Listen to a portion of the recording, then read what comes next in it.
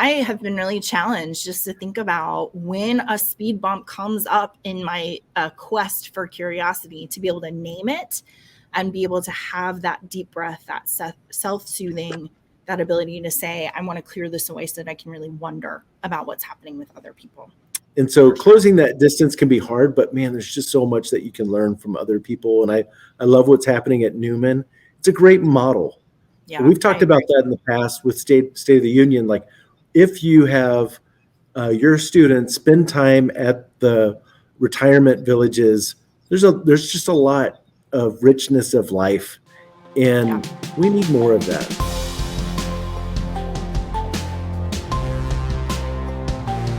Welcome, everybody, to Season 4, Episode 13 of Cap and Gown. Thank you for joining us. I'm Rachel Phillips-Buck, VP for Student Success at Ferris Resources, joined today by our president, Matt Boisvert. Hey, Matt. How's it going, Rachel? Good. You're back on as my co-host instead of my guest, so right. I'm not rolling out take the guest hat off. Yeah, that was fun. Super good conversation. I really enjoyed our last episode. Okay, I have a couple of housekeeping things to do. First of all, Matt, you know that the reason I live in Texas, and this is no exaggeration, the reason I live in Texas is because it is February and it is 82 degrees here today. And when I lived in Washington, D.C., and I came to look at the school, it was around this time of year, and I left a gigantic snowstorm where everything was canceled. Like we'd been out of school for days, and I came to Texas, and it was a day like today, and I was like, this is glorious. I'm going to move here. This is the best time to be in Texas. For sure. 112 in July, not so great. Not so much. This is a great time. So this is the month. It is a spring-like day outside. Also, we have a bunch of new listeners, and so I thought it would be really helpful just to give a breakdown of how we do our Cap and Gown shows. So we do a little bit of chit-chat in the morning, or in the beginning. How's it going? What's happening? Interesting things. And then we do about 20 minutes of State of the Union. That is where I spend all week looking at articles and news that's coming out around higher education. I read all of the things, and then I pick a couple of those for us to go over together so that you can be informed about the industry that you're working in. And then after about 20 minutes, we move on to our main content, where we do interviews with people in the industry, where we talk about books, where we uncover the kind of perspective of what's happening with students. And our goal is to, first of all, keep you really well informed, give you some things to think about, and always be promoting the work of student success. We are just always thinking about how do we become really good at helping students to go through not just their first year, but all the way on to graduation. So that is my short spiel about what Cap and Gown is. Also, remember, if you are watching us on LinkedIn, please follow us. If you are watching us on YouTube, please subscribe. And if you are listening to us where you listen to your podcast, hi, thanks for spending time with us. We'd love for you to give us a rating and a comment so that we can continue to spread the work we're doing all over. How was that for a short Cap and Gown commercial? Yeah, I think that was great. The only thing that's missing is a little, hey, I'm Rachel Phillips-Buck, and this is why I'm hosting Cap and Gown, or just thinking about just who I am. Yeah, I said I'm the VP for Student Success at Ferris Resources, just always pressing forward student success. So my background's as a licensed professional counselor, and I work with schools all over the United States and Canada to think about how we can best support our students. So there's my, but Matt, I think you're going to interview me in a couple of weeks. So if you want the whole big story, you guys will have to tune in. And we've worked together for a long time, but there are certain things that come up during a week. So I don't know if you've noticed, but I'm like making a little list of. No. All right. Yeah. Making me very nervous. Okay. Our theme for the year is curiosity. We just unveiled this in January. We are going to talk about our curiosity book today. It's called Seek: How Curiosity Can Transform Your Life and Change the World. But one of the things that we're distinguishing between is our shallow curiosity and our deep curiosity. And there's no better expression of shallow curiosity than what your Google searches say about you. So in the vein of our new theme, here are my top 5 Google or most recent Google searches. Right? 5? Yeah. Number 1, where does paprika come from? Not Spain, Central America. Yeah. Number 2, what is the NAP ministry? Because I read about it in this book and I was like, I'm sorry, what? The NAP ministry, look it up. I'm on board. Yeah. Like, how did I not start the NAP ministry? Number 3, how far is the University of Mount St. Vincent from 27th Street? I talked to that university yesterday. They're in Bronx, the Bronx, and they are 15 miles from where I grew up in New York City, which that's super fun. And then, oh no, I said 5, but I only have 4.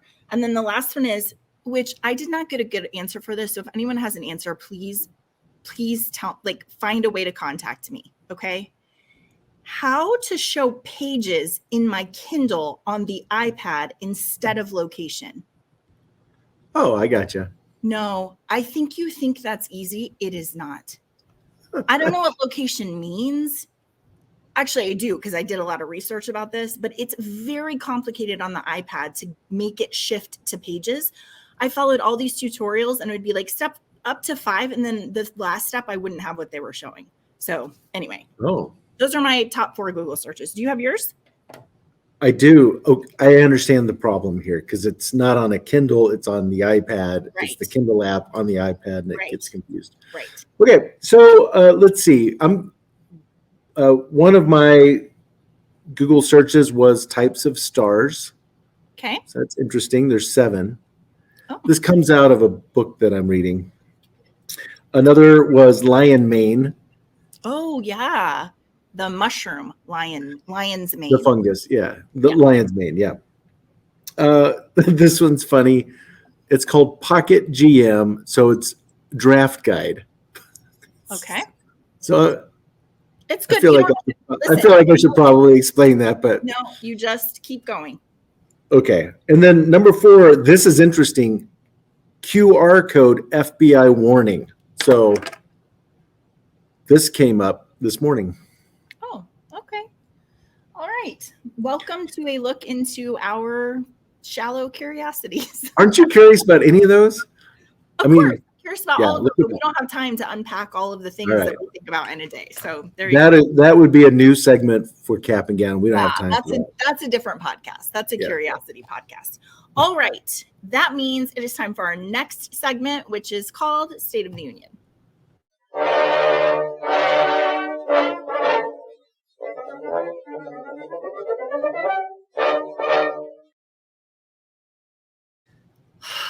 Okay, you guys, FAFSA. I'm not going to spend much time on this. You know what's going on.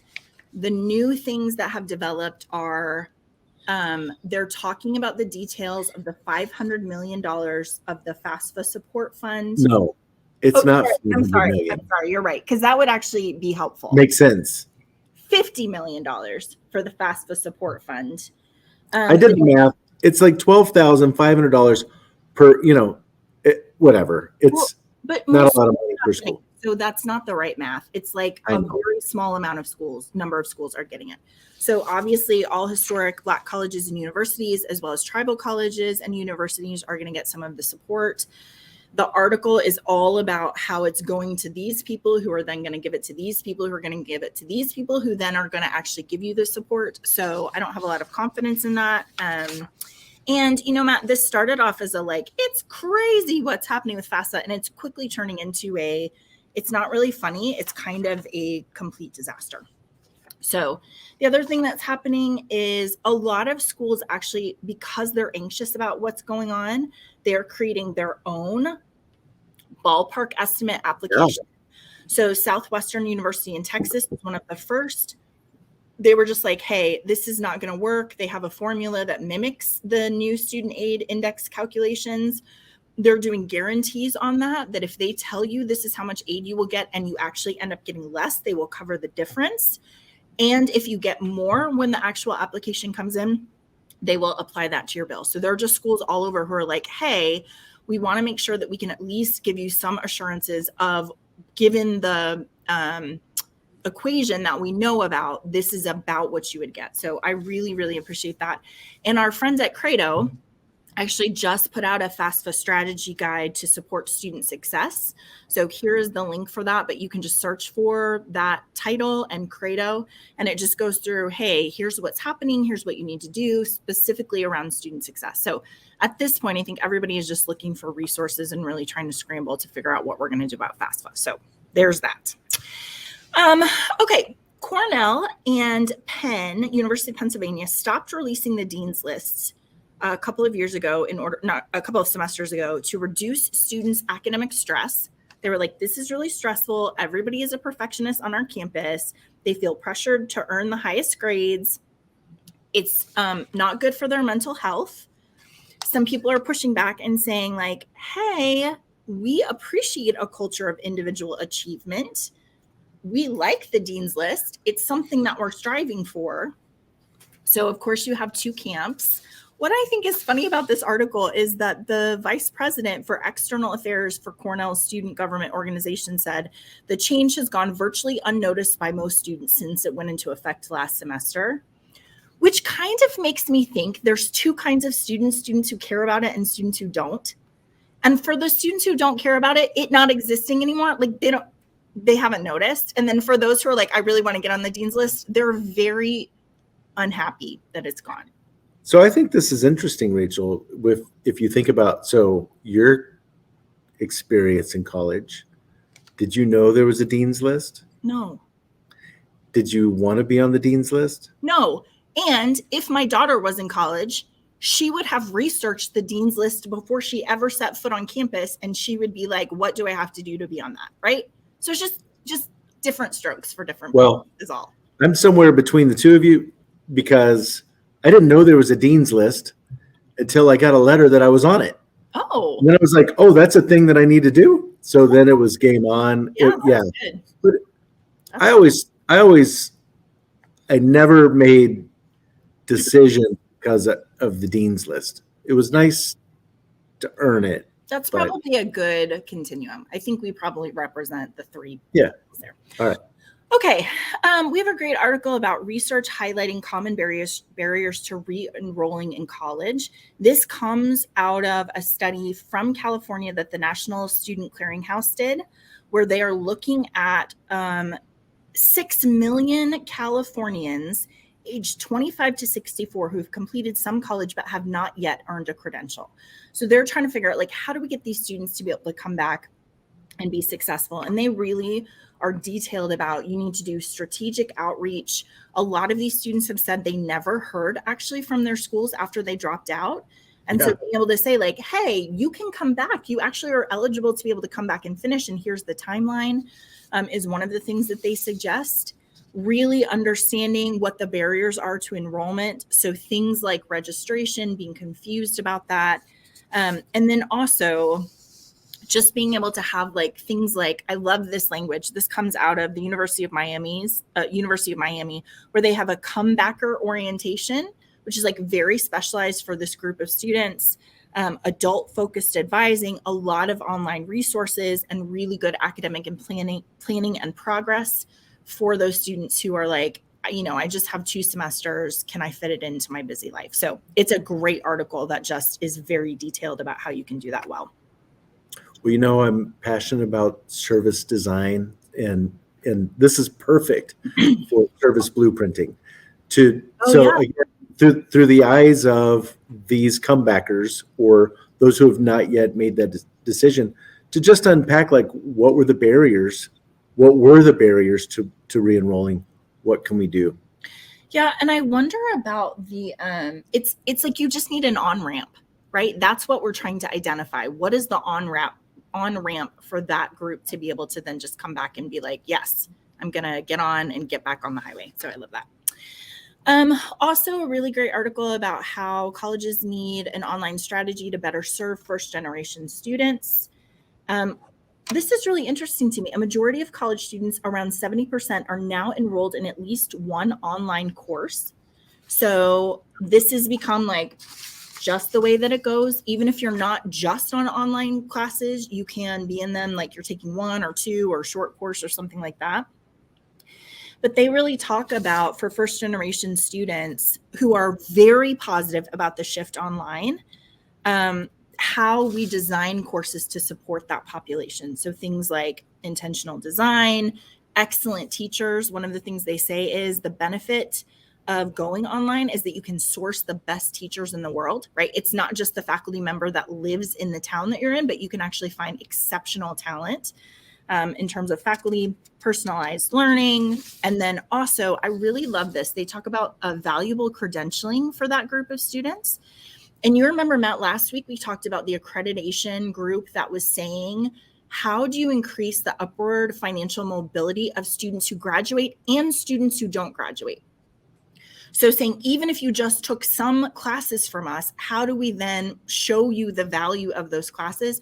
This micro credentialing, I think, is a really powerful piece of that. You've taken this class, you get a certificate in this thing, right? So I love that. Good. A couple more for you. This article about how HBCUs are building a stronger Black teacher pipeline, I think, is fascinating. I would like for us to do some more research on this and talk a little bit about it, a little bit more about it. But it says that HBCUs produce 50% of all Black educators nationwide. It's amazing. Yeah. It's So amazing. what does it say? It's 3% of So HBCUs make up only 3% of colleges and universities, but 50% of Black educators come from those institutions. wow. So they're tapping into a teacher pipeline by looking at faculty networks, establishing great relationships with school districts. A really big piece for our Black teachers is low salaries. So 34% said of Black teachers said low salaries is a top factor in their job stress. So HBCUs are trying to figure out how to address that issue. It just makes it not as attractive for our Black teachers to go into school. So I think that's remarkable. I think there are so many people who would invest in that. Like, let me give money to that. That's amazing. So awesome. Very cool. Okay. Just a few more for you. So this one I think is, okay, let me just take a little side note here. This article is called Study Evaluates 4 Factors of College Student Belonging. One of my pet peeves is that everybody knows student belonging is an important factor in retention and graduation. But I feel like people talk about it a lot of times with a little like finger wiggling about it. Like you just have to give them a sense of belonging. And we don't drill down into what that means. We're going to talk actually a little bit about that with the culture code today, talking about how we send those belonging cues, which I think is, I told you, it's like the most practical guide I've ever seen on belonging cues. But this article talks about the sense of social fit scale, which is a relatively new scale. They're still kind of doing some testing around it. But they are measuring students' feelings of belonging based on identification with the university, social match, social acceptance, and cultural capital in higher education. So I'm going to learn a lot more about this because I like those 4 dimensions. I'd like to understand a little bit better what they are. This article talks specifically around cultural capital and gives examples of questions that measure that. So other people understand more than I do about what's going on at school. It's a mystery to me how my school works. I know how to do well at school. I do not know what I would need to do to make my school professor like me. And if I wanted to, I could potentially do very well at school. So those are cultural capital questions. So really interested in this survey. Scale. All right. And then I have one more for you. this one just makes me feel happy. Also, it's instructive. So there is a school in Massachusetts that has a canine community dog. Its name is Siggy. Okay. The community resource officers provide education to the community, including safety and crime prevention. So they go to like incident calls and engage the campus community. They have this new English cream golden retriever that just goes along with them on all of their calls and settles everybody down. Like you can do office hours with this golden retriever if you need a little love. But then this puppy kind of shows up at like critical incidents and everyone just kind of settles down, which I think is really remarkable. I love it. I love it too. So just thinking about this, I just was wondering about what are some other, we all, know how dogs are supportive and really reduce stress having, so like some schools have had puppy petting during finals week, just a puppy pin, come and de-stress. But I was thinking like, what about like a koala bear? Like, would that be fun? Or they're cute, but some of those cute animals are very crabby. You know what I mean? Yeah. That's what you have to be careful about. I know. So, but my favorite idea, so I was just brainstorming on this because, like some people love cats and could we have like cats? I don't know, they make you feel kind of not important sometimes. Well, they're just not going to do what you've asked. Yeah. Is all. But my favorite is when went to the zoo, took the kids to the zoo, and there was a sloth. Oh, and that just helps you slow down a little bit, Yes. I don't. That would make me crazy. Oh, that's Z's favorite. Z's favorite is a sloth. So good work. Yeah. Okay, one more thing that I want to say before we close State of the Union, and that is this article actually was really helpful because it talks about the different kinds of service dogs. So it talks about therapy dogs, which are trained to provide comfort and care to a person in a clinical setting. I have a friend who has her dog trained as she's a counselor, and her dog is trained as a therapy dog. So when she does counseling, her dog comes with her to work and sits in the lap of the person and they just like pet it and talk about stuff. Nice. Right? Okay. Then we have emotional support dogs for mental health reasons, which is based on not on the dog's ability, but on the student's need. So it's not that they're specially trained in some way. It's just that a student is saying, I need this as an emotional support animal. Then a service dog, which is a dog that has specialized training to assist a person with a disability in daily living. And then we have a facility dog, which I've never heard of this before. They get similar training to a service dog, but they work with one staff member in a larger setting, like a courthouse or school or counseling center or hospital. So they like belong to the hospital and then help different constituents based on what they need. Isn't that fascinating? It is fascinating. I mean, they're amazing. I love dogs. I just thought it would be fun to brainstorm what other animals. Yeah, there you go.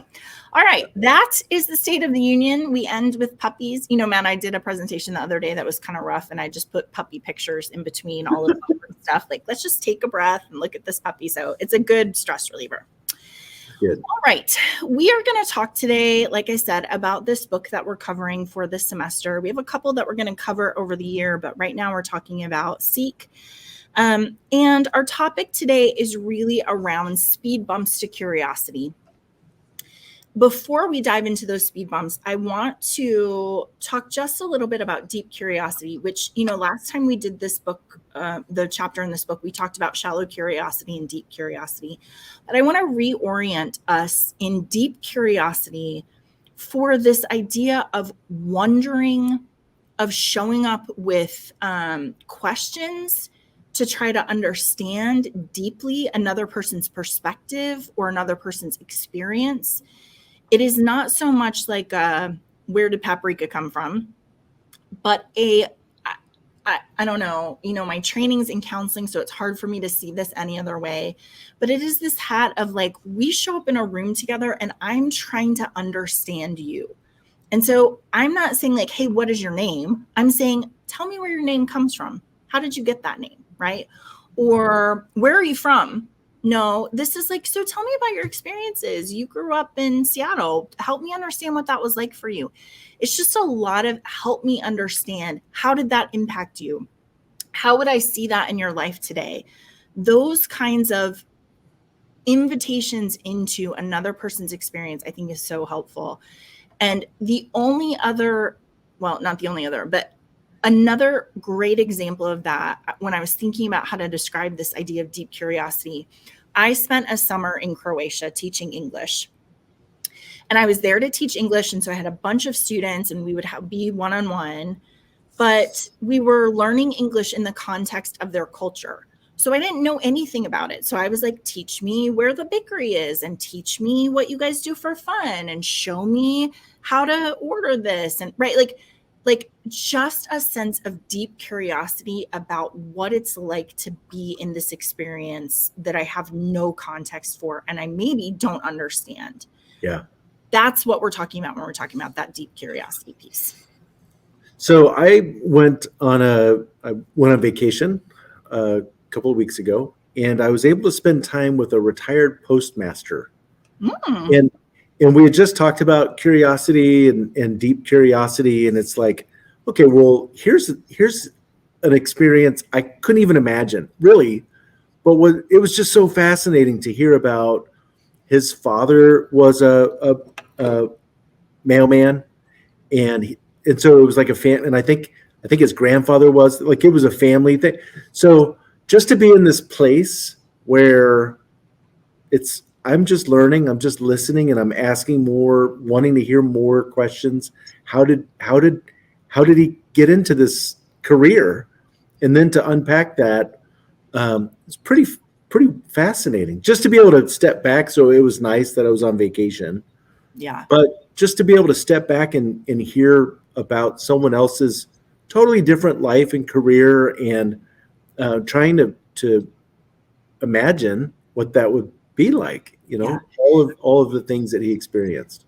It's such a great example, because when we talk about things that are speed bumps to curiosity, Mhm. um, these are things that get in the way of our brain wondering. And they're very real things, and they're things that we have to think about. And I think about them in terms of our students especially.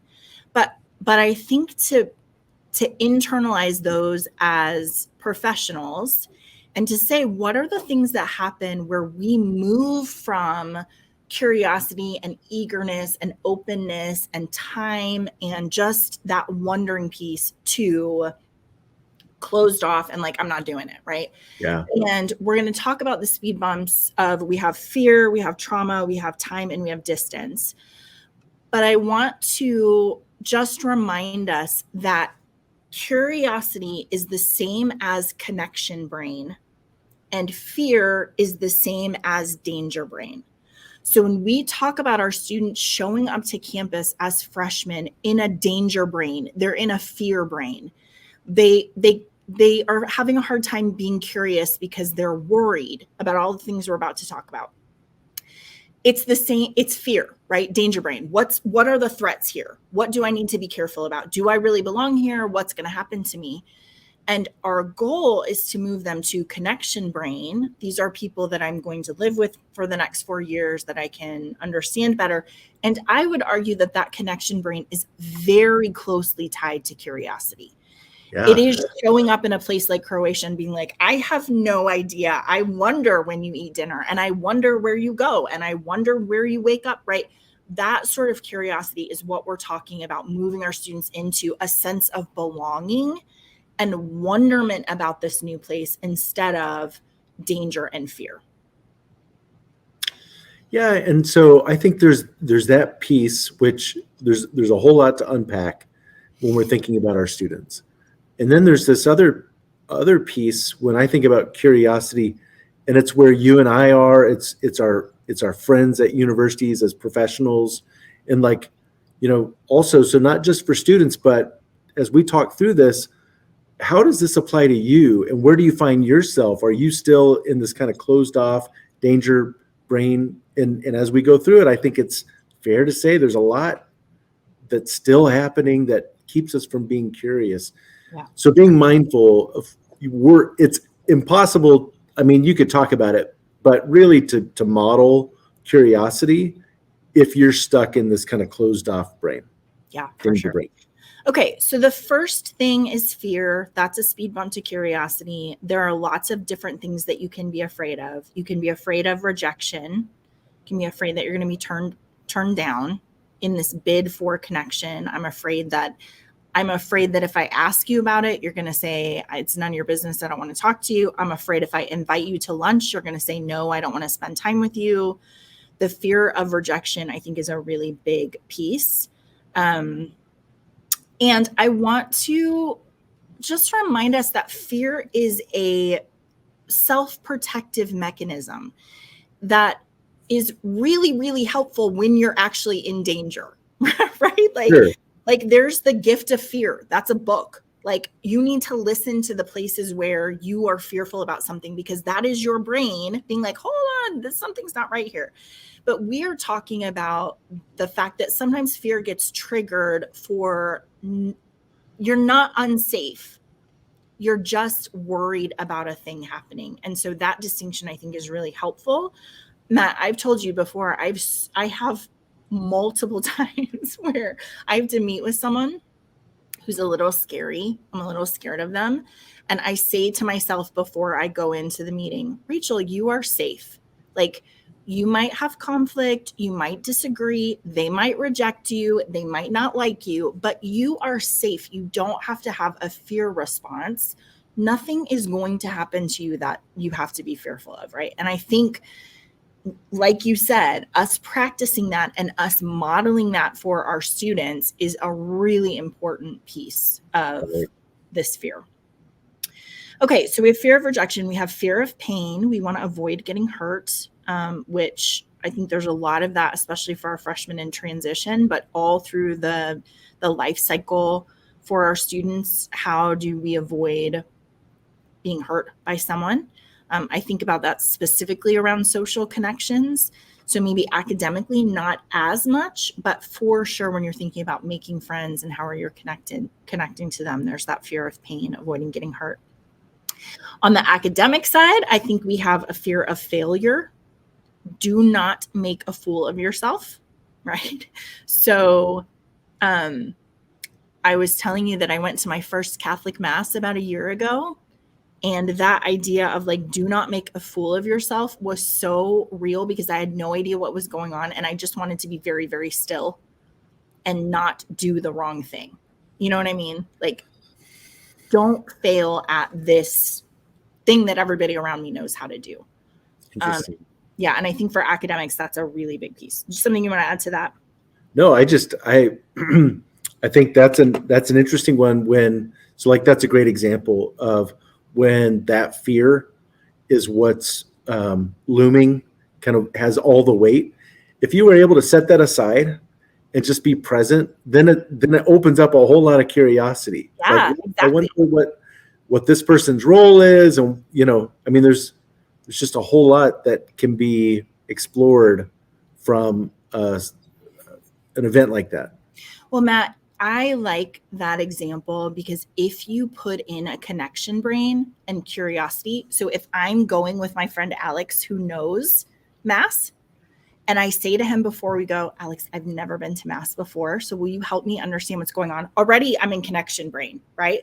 Now I'm not afraid of failure. I'm connected to him and Right. I'm like, hey, help me with this.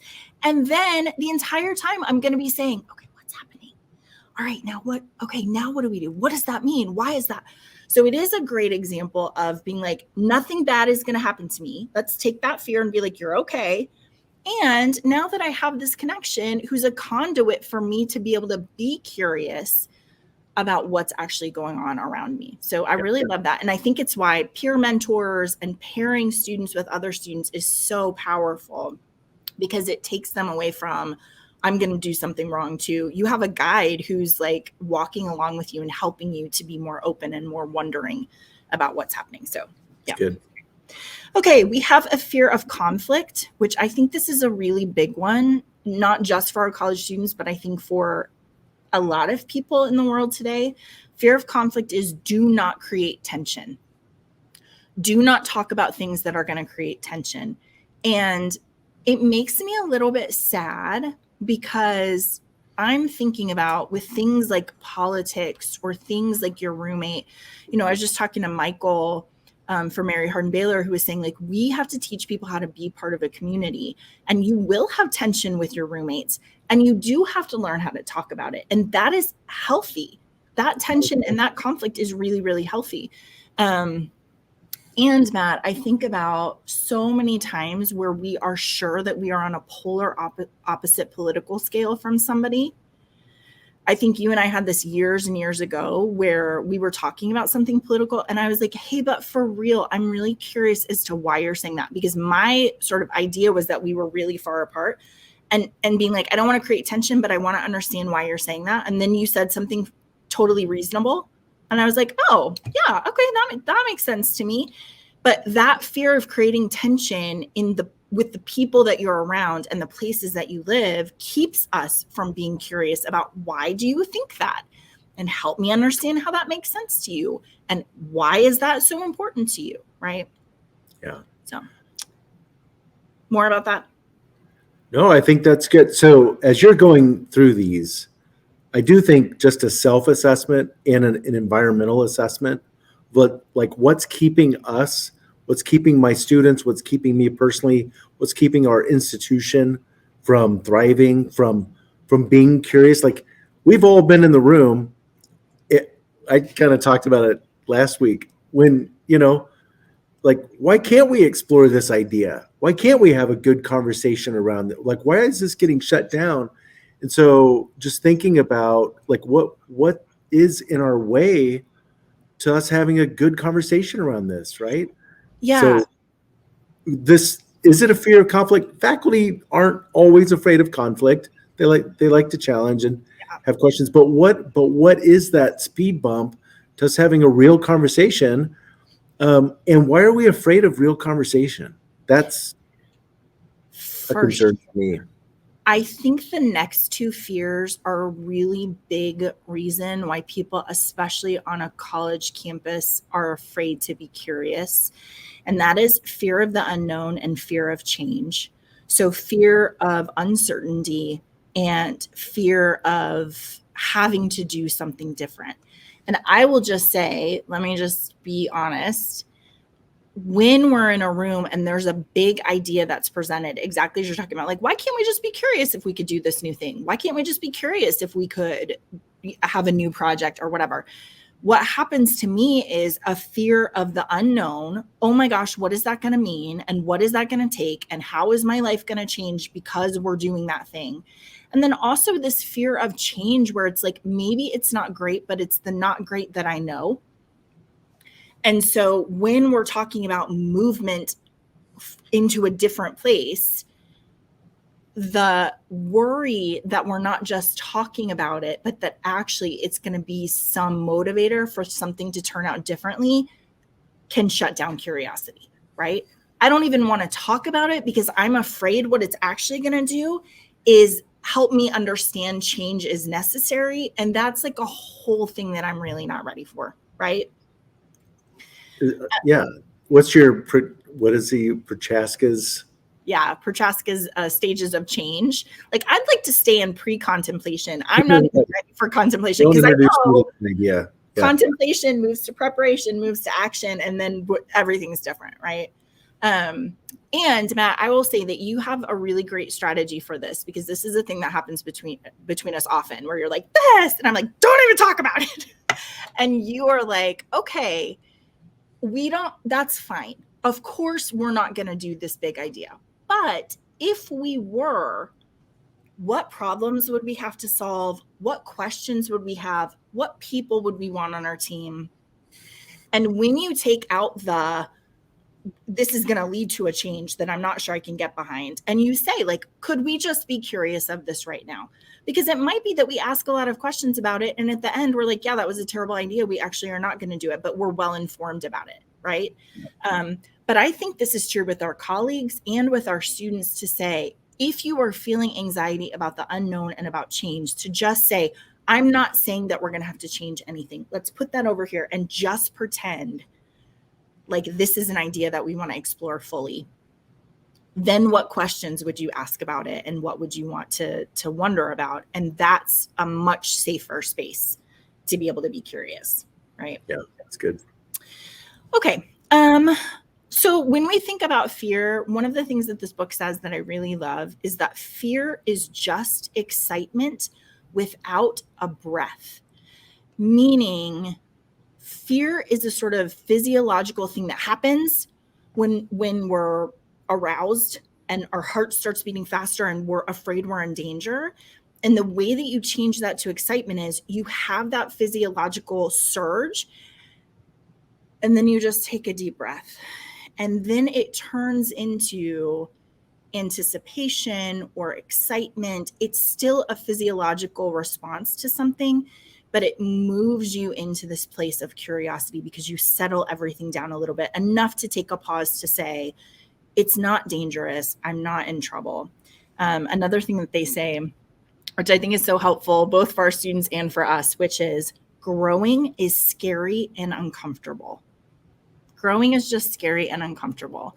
And when it is scary and when it is uncomfortable, it does not mean it's bad.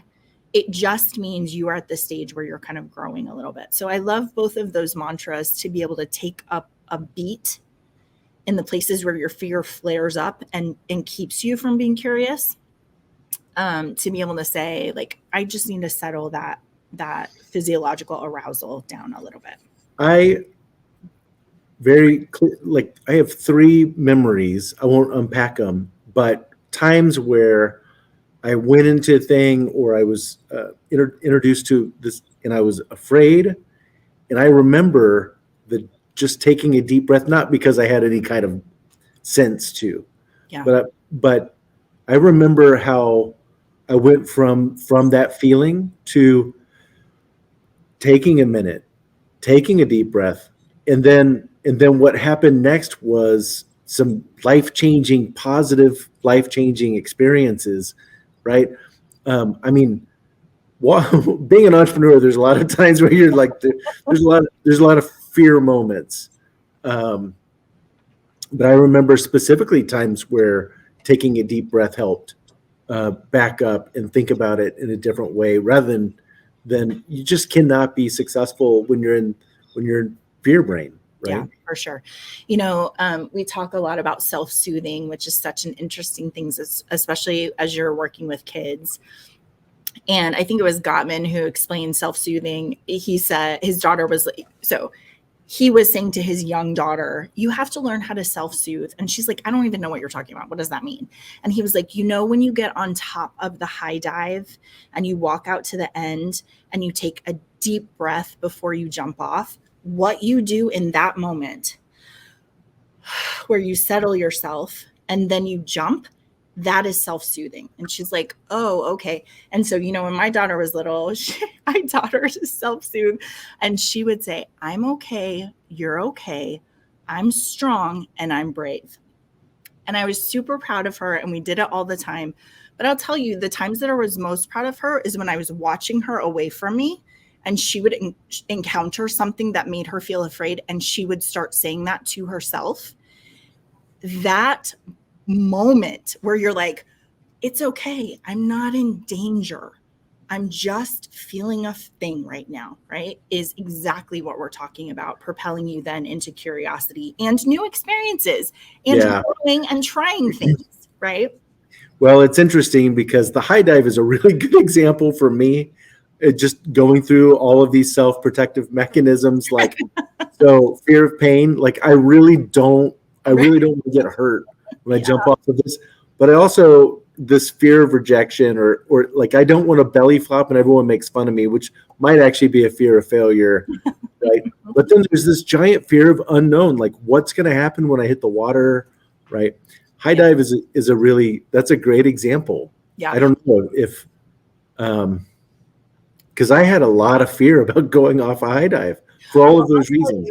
One of the things that I love so much that I think maybe moves the metaphor even forward more is that when you're at the pool and you have a younger child who climbs up the stairs and gets on the high dive, and sometimes they will take a long time at the end of the high dive, right? It's not just a breath. Right. It is minutes of testing their steel and of figuring out if they're courageous enough. And I mean, it takes a long time. And I'll tell you, I'm going to get a little choked up about it. What I love is everybody else at the pool who is just like, just give them their space. Like, we're not going to rush them. We're not going to tell them there are people behind them. We are going to let this 4-year-old do what they need to do to jump off the high dive. And when they do, we're all going to cheer for them and be super happy. I don't know these kids, but I'm like, you're doing hard work up there. You're doing such a great job, right? But don't you think that analogy fits with what we know about college and doing hard things for these incoming freshmen and especially first generation? Because everyone at the pool, not everyone, but those who have some empathy, they were that kid. They may have been 30 years old when they first got on the top of that high dive. And they can actually remember all of those feelings and the bravery that it takes to jump. We're rooting for you. Like, we want you to be successful, and we'll give you space. That's a cool analogy. Yeah. So I love the idea too of running experiments with your fear. So, we talk all the time about, like, I'm afraid of this thing. Okay, run a mini experiment. Just try. I'm afraid you're going to be angry if I say this to you. So just run an experiment about it. I say this to my daughter all the time. I was afraid you were going to be mad. And I'm like, okay, just try me. Just try me. What's the worst thing that could happen? You could be right. And then you would know in the future that does make me mad. But most of the time, I'm like, water off a duck's back. So I think helping our students run little experiments where you're testing what you're afraid of. I'm afraid if I create tension in this relationship, you will never speak to me again. So how about if we just create a little bit of tension? I don't like that thing that you like. What happens? You'll know whether someone's trustworthy when you do those kinds of experiments, right? Whether it's okay for you to be curious in those relationships or those situations. So one thing I really love about this book is that he goes and, I mean, he does this a lot. He does a lot of experiments. Yeah. It's just like, I'm going to go put myself in a crowd of people who are not like me. And I'm afraid they actually aren't just not like me, but they don't like me or they hate me. I'm just going to go put myself in the middle of it and see if that's true. And I think we need that today. Yeah. I think we need, as a culture, as community, we need to test this and reach out to other people or spend time around people who are not like us. Yeah, for sure. So the next speed bump of curiosity is trauma. I don't want to spend very much time on this one because it is a really big one. It's funny that this is in our chapter because I was just telling you yesterday, in the span of the last 5 days, I have had several conversations about trauma-informed financial aid counseling, trauma-informed advising, trauma-informed res life. I think this is a new thing that's bubbling to the top. Specifically, when we think about trauma, it is coming from an adverse childhood experience, which we have a lot of students who have lived through in the last couple of years.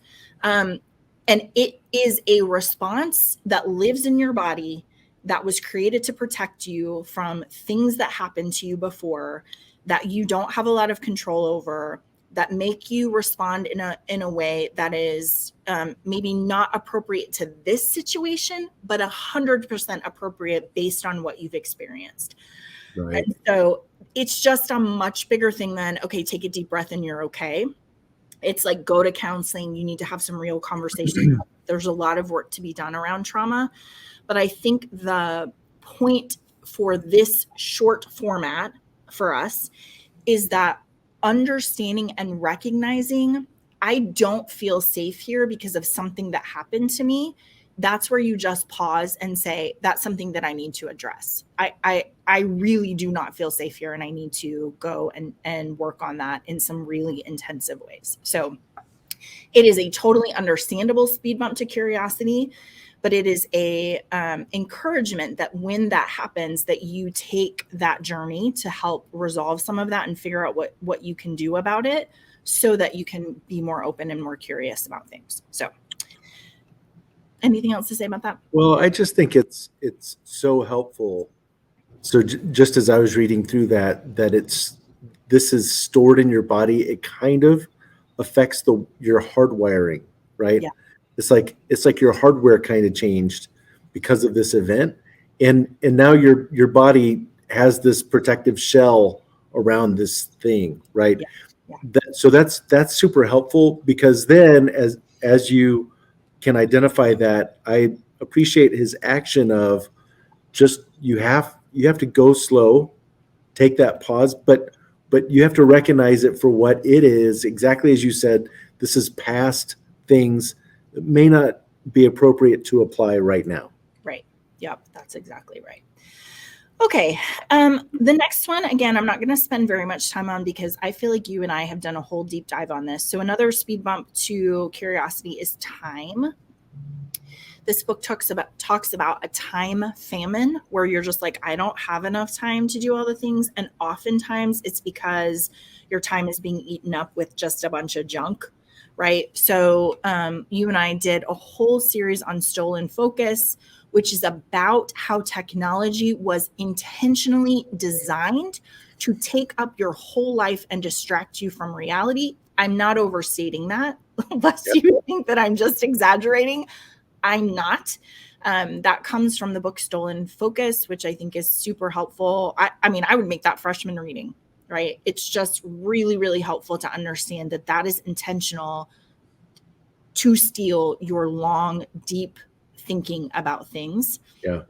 And I would say that one particularly, even if you are not scrolling forever and wasting time on the computer looking up crazy things like where does paprika come from, we're busy.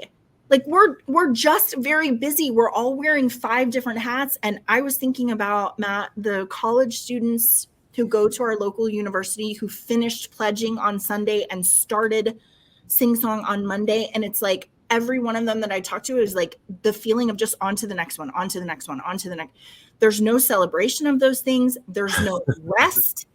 There's no like, okay, deep breath. It's just keep going, keep going, keep going. And I don't think that it is a coincidence that your story of the last time you had deep curiosity about a thing is when you were on vacation. Yeah. Well, for sure. For sure. I mean, Stolen Focus, go back, and our podcast on that is great. The book is excellent. But here's an interesting thing related to this idea of a time famine. I was just reading, it was kind of a blog post from a woman who said her phone, she decided to go to a 2-phone model. So she has her iPhone, which is for work and whatever, all the things while she's at work. But then she just puts that phone away and she has this second phone, which she's made a discipline, which this sounds incredibly hard. But my phone broke, and I went all day Friday without a working phone. And then Saturday, I got a replacement phone that was overnighted, and that was really kind. But at first it said it would take 18 hours to transfer what was on my broken phone to my new phone. And I thought, what am I going to, 18 hours? How can I live? So then it shortened down to 3. But those 3 hours were kind of painful. Well, so what she's done in this with this second phone is like there's only like 5 phone numbers on it. There are no apps, no email, there's no work pressure. I get to be off the hook, which, man, that's a discipline. I know the pain of not having, like, feeling like you're connected. Yeah, it's almost like someone's kind of taking your oxygen away, which is kind of embarrassing. It's embarrassing to say that, right? Like, but we're so dependent on it. Yeah. This idea of finding, like, taking back your time, it's so important, and I think it's super hard. Yeah, man, it's funny because as you're saying that, I'm thinking about even so I wake up in the middle of the night and I look at my phone and I have 5 emails that have come in on do not disturb, right? And I'm like, don't look at those. When you look at those, it turns your brain on, and then you're not going to stop thinking about how that now you've got to do that tomorrow. And but it's funny because you could pitch that I'm curious. I just want to know what's happening. And there's a difference between manic and curious, right? But I don't know how to define that, and maybe manic's not the right, but it is, it's like we were talking about searching for a dopamine hit, Yeah. searching for like what came in and what's the notification and what did I miss and what's this. And so actually the discipline to say that is nothing that I need to think about at 2 a.m. It can wait. I'm not going to get that dopamine hit of this is what's going on. And instead, I'm going to rest and give myself time for deep thinking. And then tomorrow I will be curious about the things that people have sent to me overnight, right? All right, the very last one that we have as a speed bump to curiosity, and that is distance. And this means specifically distance between differences. So this book talks a lot about how we are separated by so many things. We are separated by age, we are separated by politics, we are separated by demographics. And one thing, well, so let me say that distance means we just are surrounded by people who we sort of intrinsically understand because they're just like us. So we're not curious and we don't wonder because we know what they think. Which, side note, you can be wrong, right? You can be sure that everybody you know is just like you and really you just haven't wondered about them. So you have no idea how you're different. Right. But also it could be that you are surrounded by people who are really similar. We've talked about the algorithms of social media who are like showing you the things that you want to see, the things that you respond to. So it can be that you're like in a very homogeneous mix. And it separates you from other perspectives and other people and other life experiences. And so the wondering of that, I think, is the wondering about other people sometimes is shortcutted when you're like, oh yeah, I know about them and I'm not going to ask questions. I think that higher education is such a beautiful place to combat this. Depending on the kind of campus you are, you may have quite a mix of different people on your campus. And so how you create that community.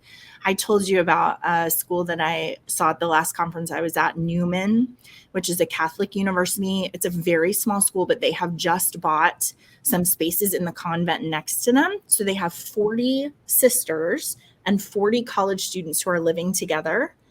And the reflections that come from the sisters and the students are just so rich with So awesome. enjoyment of each other. And like, can we show you how to make TikToks? And can we have a dance for you? And it's just, it is such a great example of this intergenerational mixing.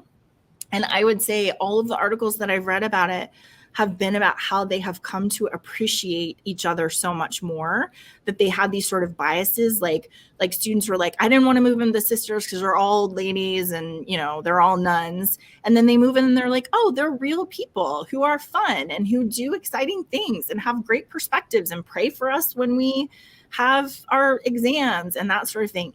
It's just such a nice way to be able to say, this is a real person with real perspectives and you can wonder about them instead of just assuming that you already know. Right. Yeah. That's a great example. And just, I don't know. They're just, when I see that, I feel joy, right? Like there's just joy that comes from that. So so it's hard. It can be hard to close that distance. I think about you when you were working at McKay's and the coffee group, the group of old guys who would have their coffee time together.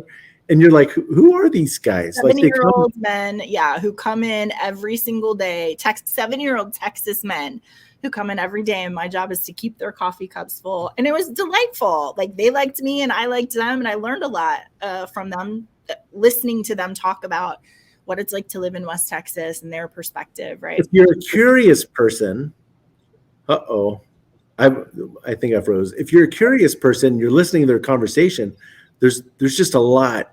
It's rich, right? Yeah. But if you're a closed off person, I could see where one would be frustrated with them or annoyed by them, right? And so closing that distance can be hard, but man, there's just so much that you can learn from other people. And I love what's happening at Newman. It's a great model. Yeah, we've talked about that in the past with State of the Union. Like if you have your students spend time at the retirement villages, there's just a lot of richness of life. And We need more of that. So one of the things this book suggests is these third spaces, which unfortunately we are having difficulty with coming back from COVID, but figuring out spaces where you get to be with other people who are not like you, so that you can just be curious about that. And what I think it's hilarious, they're like, one of the best third spaces is a Dolly Parton concert because everybody loves Dolly Parton. You come and there's not like a certain kind of person who goes to a Dolly Parton concert. It's like all of the kind of people. So if you get a chance to go to a Dolly Parton concert, you for sure should do that. It's good. Okay. So those are the speed bumps. I think it would be really helpful for you just to ask yourself questions about what speed bumps you face specifically, especially around the fear. So fear of rejection, pain, failure, conflict, the unknown, change. Which of those do you find come up for you most often? But then also, if you have a trauma response, if you have a time famine, if you have a lot of distance between you and others, those are ways that you can think about how to create space for you to be more creative and to just ask deep curiosity, wondering questions. This book talks about the dive model for curiosity, which is what we're going to do the next time we talk about the book. That's teaching you in your curiosity to be detached, to intend the questions you meet or you ask, to value the responses and embrace other people's perspectives. So we'll unpack that a little bit more.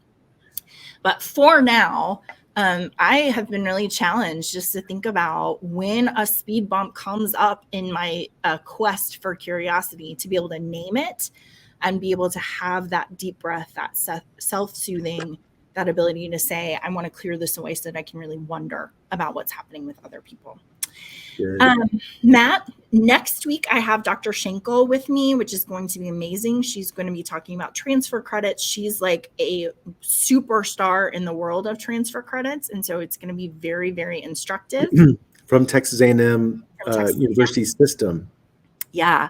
So she's in charge of that whole piece. And so I think we're going to have some really rich conversation around just the tactical pieces. Yeah. So thank you guys so much for joining us. Always good to spend time with you. Have a great day. Thanks, Rachel.